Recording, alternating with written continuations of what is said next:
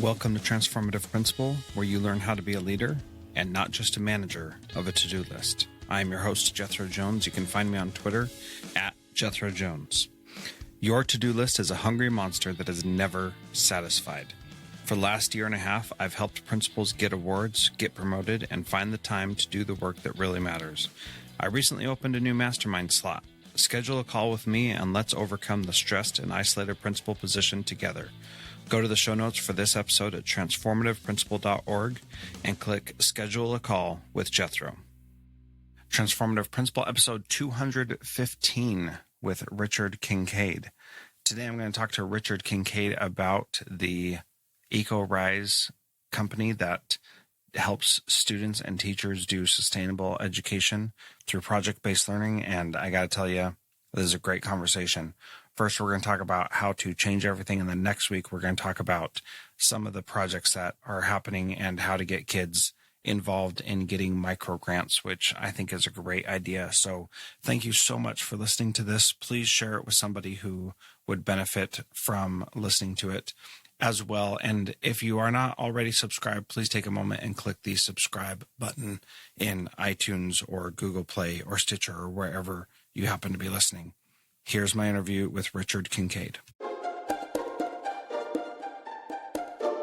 Welcome to Transformative Principal. I am so excited to have Richard Kincaid, the Chief Financial Officer and the Chief Innovation Officer at EcoRise. And you can learn more about them at ecorise.org. Richard, thank you so much for being on the Transformative Principal podcast. First, welcome. And second, can you tell us a little bit about EcoRise and your company there? Absolutely. Thank you for having us on today. It's an honor to be here. EcoRise is a nonprofit that was founded about 10 years ago. We're based here in Austin, Texas, and we provide sustainability education programs that are science standards aligned for grades kindergarten through 12. And as part of that curriculum, we offer a wraparound service for teachers that includes face-to-face and online professional development, connections to business and industry within green careers. And we also offer microgrants directly to students so that as they begin thinking about sustainability in their community, they can come up with solutions, and we fund those solutions so that their impact can become realized. Very cool. I just love the idea of microgrants to students. So we're going to come back around to that in just a little bit. But can you also talk a little bit about your professional background and what got you into the position that you're in now? Absolutely. I went to school. I thought I wanted to be a lawyer. And then I realized that the world had a lot of lawyers in it, and it was a really crowded space. I grew up with two educators. My mom and my dad were both teachers. And so the one thing I knew that I didn't want to be was a teacher, because I saw the long hours. I saw, constant nurturing of students and kids that weren't their own. And I also saw parents that came from all different angles with all sorts of expectations. And that was one thing that I knew absolutely that I would never become. And lo and behold, I went to school. I got a degree in business. I worked as a pilot recruiter and then ended up going into the education field, just like my family. And so I was a debate teacher, taught in a couple of different schools in Texas. As a debate teacher, led a national winning team up in North Texas, and had my own kids. And Michelle, my wife, and I really kind of, as all new parents do, you kind of start looking for new opportunities. And I began thinking about administration. So I did an administrator internship up in North Texas in the Plano ISD, ended up moving up to West Texas and leading an instructional coaching program for elementary literacy coaches, became a K-12 curriculum director, and eventually moved into career and technical education as a director for a district here in Austin. And so throughout that time, it's given me kind of a broad view, very much a classroom-centric view through all of it. I'm always wanting to focus on those first year teachers or even those struggling teachers that show up to work every day wanting to be the best they can be, but maybe not necessarily knowing the path to make that happen. And so that's really how I ended up here at EcoRise. I'm passionate about sustainability education. I want to have resources that teachers can use out of the box that makes them feel like they're the absolute best teacher that they can be. And kind of the path of doing that, empowering their students to become the best that they can be also. I've been a big advocate for project-based learning for a long time. I think that engaged students that are focusing on a challenge, local to their community, and then being given the tools to make change happen is the foundation of really solid education. And that's what we do here at EcoRise. I've been here about 3 years. We work with schools, as I mentioned, throughout the nation. And my role with teachers is I lead our project-based learning training program. We're currently working with a number of schools throughout Texas, and all of our PBL training is focused on making teachers the best instructors that they possibly can be. And I love my job. It's amazing. Oh, well, that sounds awesome. So there's a whole bunch in there to unpack, excuse me. And as you're talking about these project-based learning opportunities and focusing on a community issue that the students are currently facing in their community, when you do that, then it seems like everything, there's a new problem, so you got to come up with all these new solutions. And that is one of the challenges of project-based learning, is that you can't really package it in a way, but it sounds like you are packaging it in a way that teachers can pick it up and start doing stuff right away. Can you talk a little bit about that and how that works, like the process teachers go through with your program? Yeah, absolutely. And you're exactly right. A lot of times, people, face project-based learning as something they've heard about. Maybe they've read the buzzwords on the internet. Maybe they've seen other organizations or been to other trainings. And by and large, it's been my general experience that sometimes PBL programs don't feel very accessible. So in concept, when you're in training, it sounds good. Like we like to become facilitators. We really want our students to be engaged. But when we get into our classroom and we see our standards and we see the daily life of the classroom, sometimes it doesn't really feel that accessible anymore. And so as educators, having gone through other PBL programs, that's really where we began the design process for our own program. We believe that strong face-to-face training and support for teachers is necessary. So our teachers begin a 3-day process where the overall outcome of those 3 days is for them to design an actual standards-based project that they're going to go and deliver in their classrooms. And while the project is important, it's really the process, right? So getting them really comfortable with walking kids through an inquiry process that, perhaps both teacher and student don't necessarily feel comfortable with. It's not traditionally how they do school. And so we provide a deeply embedded support model. We know that there are some teachers that this is going to become, and they're going to be naturals. And there are others that really need a lot of help along the way. And so we provide that for them. We also provide a context through sustainability, through science, through local challenges in their community to really make these projects feel real, because they are. And so students may be talking about energy, and they may start, they may begin assessing maybe the electrical usage on their campus. Maybe it's the water cycle. And instead of reading about the water cycle in a book, they're going out and they're seeing what kind of grass do we have outside? What kind of, watering schedule are we on? What sort of, local plant life, exists? Like what happens, in our own community, like when water sinks into the ground, like what sort of natural filtration happens? And so you start thinking about real life and applying some of these educational standards to those processes. And so we help teachers through that process, really thinking about the standards that they have and how it can make a difference on their local campus or in their communities to really engage students in some of these problem solving type events. And so that's generally the process that our teachers would go through. What we find is, maybe we'll have a really strong project, a single strong project the first year. We work with teachers over a minimum of a 3-year period. And so at the end of that 3-year period, what we find is teachers really embed that process into everything that they do. It feels more natural. And so year 2, year 3, we really kind of provide that expansive growth, get them connected up with additional networks of teachers. And it's been a really successful model for us. I think it's one that teachers find to be really accessible. Yeah, I like that. I've got a few questions about that.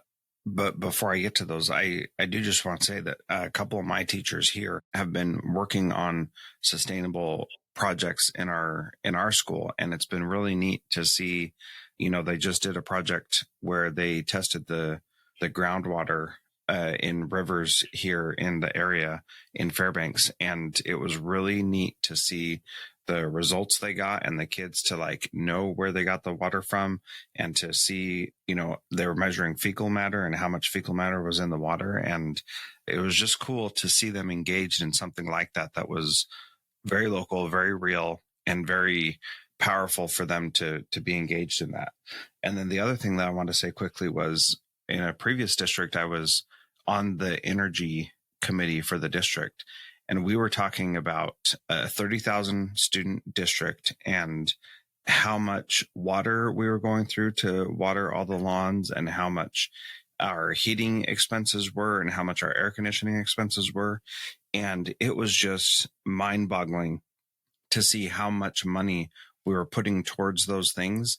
And we really worked hard to come up with ways to save money on those things by adjusting the temperatures in classrooms and especially the temperatures when kids were not in the classroom. So the classroom can handle being, 75 degrees when nobody's there. But if it's 75 degrees, that's uncomfortable for kids when they're in the building. And so we had to, play around with those kinds of things. So, just being able to engage in those kind of discussions, I think is really powerful for kids to see what kind of an impact they can make.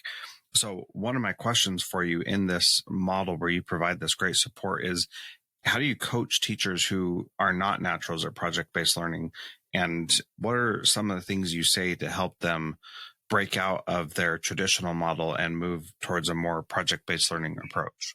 Yeah, absolutely. And so, we definitely run into those teachers that, have their lesson plans laminated from, 1979. And that's what they're comfortable with. They know what the year is going to look like this coming year because it's what the year looked like last year and the year before that.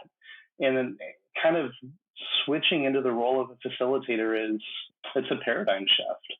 It's something that teachers aren't taught when we go to teacher school, right? We replicate the way that we learned in our classrooms. Yeah. And that can be, deeply ingrained in a classroom, and it feels comfortable for students.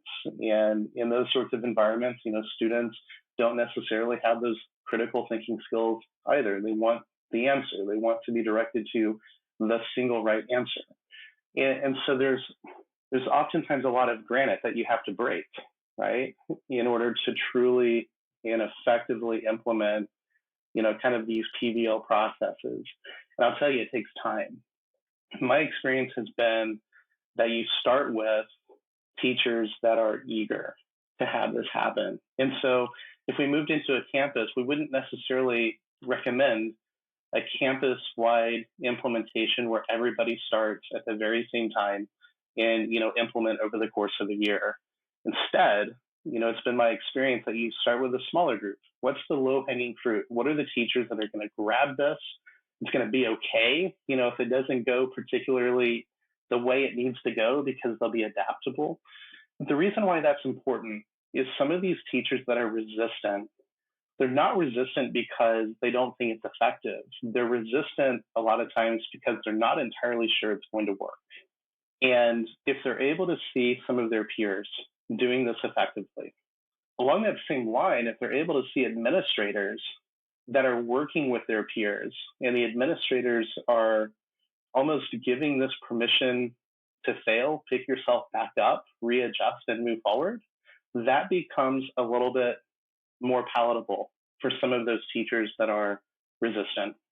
If there is a working model that your campus can see, that some of those teachers can sink their teeth into, and maybe, their resistance becomes, a little bit, less, then it's been my experience that's one of the best ways to go. I've had the experience of implementing PBL in two different fashions. The first was a new tech network school that was opened up in Odessa, Texas, where, on day one, every teacher on the campus was starting in the very same place. It was PBL from day one, push forward. The other implementation was with the Buck Institute in a district here in Austin, where it was a model that was rolled out over the course of time, where those low-hanging fruit teachers came on board at the very beginning, and then were able to bring along the other teachers on the campus in a very precise, rollout. And I'll tell you, both of those went exceptionally well.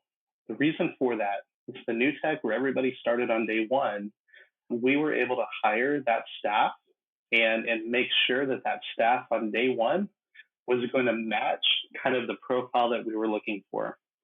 If you were to do that in a traditional school where you did the training over the summer and you expected everybody to, press forward, I think you would run into a lot of issues, simply because of those types of teachers that you had asked about. They need a model. They need to show that this could work for them.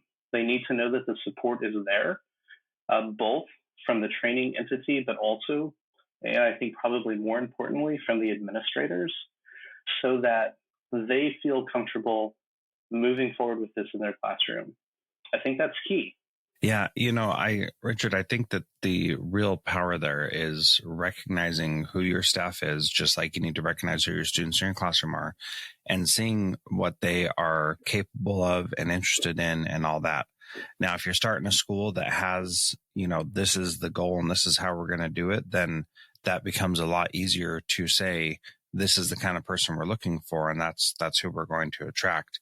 Most principals, however, are not in that position where they're starting a brand new school.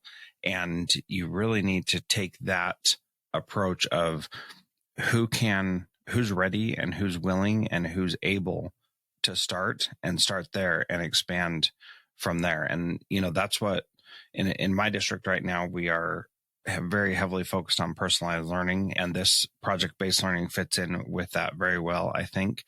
And one of the things that we've learned is that you really do have to start with that group of people that is interested and motivated and engaged, because if you don't and you force it on people, then they don't have the skills, they don't have the desire, and then they're pushing back. And you've got to have that gentle approach, that invitation, come join us, instead of the you must do this. And even with that approach, it can still be challenging, and you've got to have a lot of patience. And, 3 years, I think that's a pretty good idea of how long it would take to get things moving in a way that you'd feel good about things.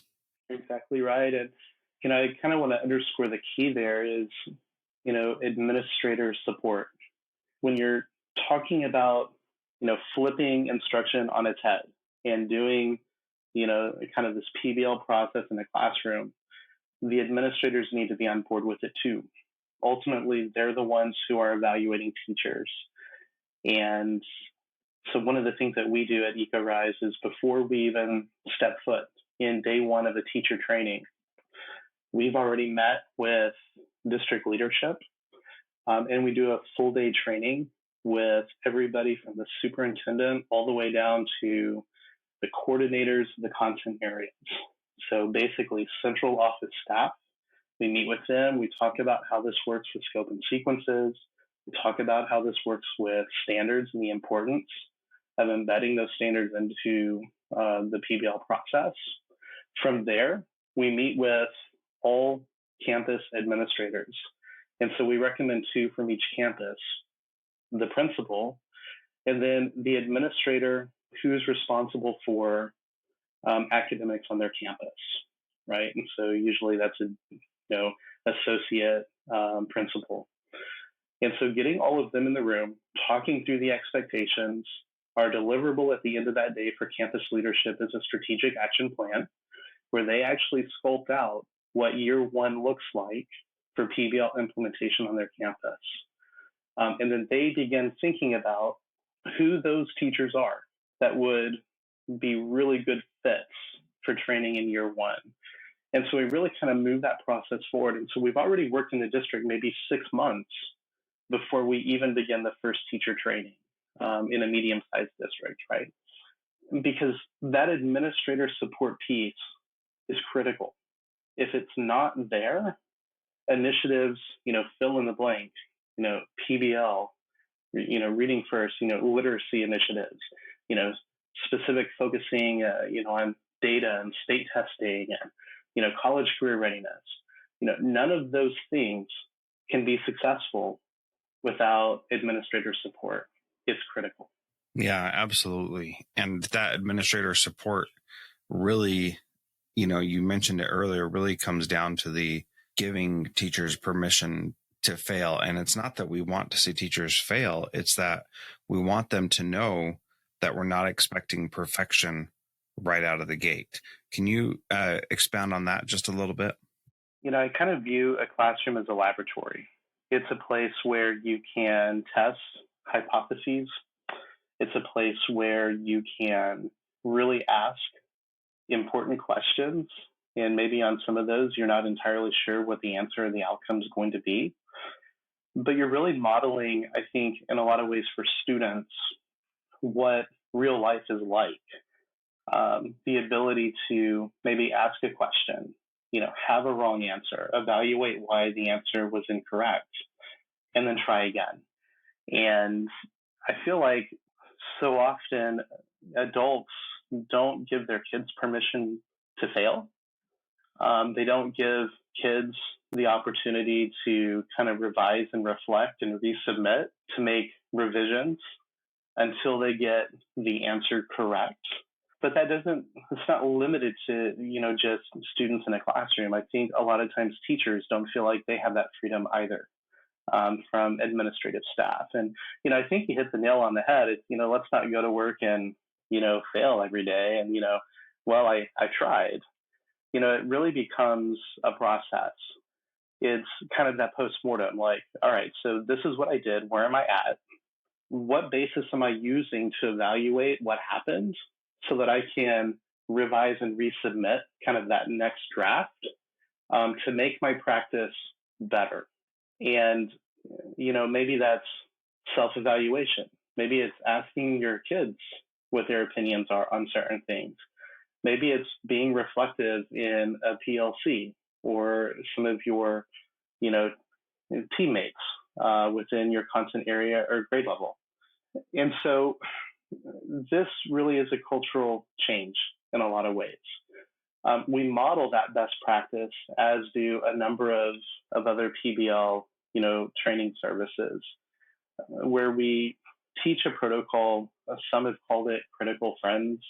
We teach a protocol of really providing precise feedback for process. It's a peer review model. And in our trainings, we model that with teachers. We encourage them and give them tools so that they can model that for their students. And then students use that model with one another to really be reflective of the work that they're doing. For me, that's probably my favorite part of the entire process, is teaching people how to move forward, teaching people to have honest conversations about the quality of their work, and then move forward to make it even better. It's a culture change, and it starts from the top on a campus. Yeah, absolutely. It definitely starts from the top. And one of the things that I often say is that everything good or bad is a result of the leadership in the school that is there. So if it's great, that's because there's a good leader. If it's awful, that's because there's a good leader. If it's anything in between, it's because of the leadership in the school. And the more I see other schools and talk to other principals, the more that rings true, because that position of principal has so much power over everybody's fate that it just has to be that person who's responsible for so much. And that's a horrible burden to place on principals, but it really is the truth. Like, that is definitely how it is. That was a great interview with Richard. I hope you enjoyed that. And I look forward to next week when we talk more about the different things that kids are actually doing. And really the power here is kids being in charge of their learning and their projects. I just love that idea. So look forward to chatting with you next week on Transformative Principal. Transformative Principal is a proud member of the Education Podcast Network. Podcasts for educators by educators. Visit edupodcastnetwork.com for more great podcasts.